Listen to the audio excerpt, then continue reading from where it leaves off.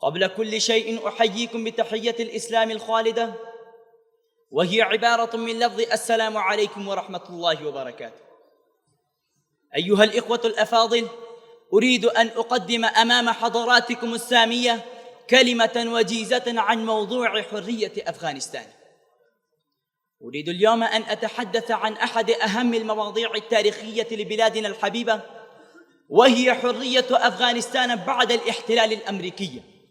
كما تعلمون جميعاً، فإن القوات الأجنبية بقيادة أمريكا قد احتلت أفغانستان في عام 2001 ميلادي، وقد جاءوا بعود كاذبة، ولكنهم جلبوا معهم القصف والسجون وقتل الشبان وإهانة العلماء وإغلاق المدارس والمساجد في تلك 20 سنة.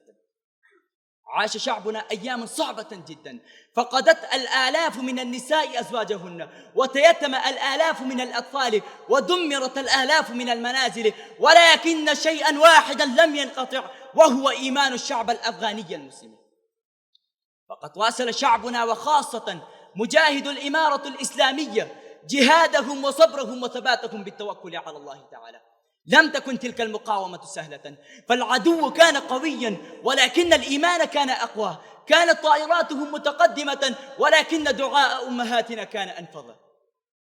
وفي النهاية بعد 20 سنة من المقاومة، في سنة 1443 هجرية و2021 ميلادية، انتهى الاحتلال وعادت الإمارة الإسلامية إلى حكم البلاد. ولم تكن هذه نصرا عسكريا فقط، بل كان نصرا إيمانيا. هذا النصر أفرح الأمة الإسلامية كلها، وخاصة الشعب الأفغاني المظلوم. ولكن يا إخوتي الأعزاء، إن الحرية ليست فقط بخروج الجنود الأجانب، بل هي أيضا في إصلاح أنفسنا وتعلم العلم واحترام الوالدين والمحافظة على الوحدة، وبناء أفغانستان إسلامي ومتقدم وموحد. والمدرسة التي نتعلم فيها اليوم هي من ثمار تلك الحرية. نستطيع أن نتعلم القرآن ونقرأ الحديث ونفهم التاريخ الإسلامي، ونربي أنفسنا على الأخلاق الإسلامية. ويجب أن ندافع عن ديننا ووطننا باللسان والقلم والأخلاق والسلوك. ويجب أن نتعلم لنصبح قادة صالحين وقضاة عادلين ومعلمين مخلصين وخداما حقيقيين للإسلام وأفغانستان.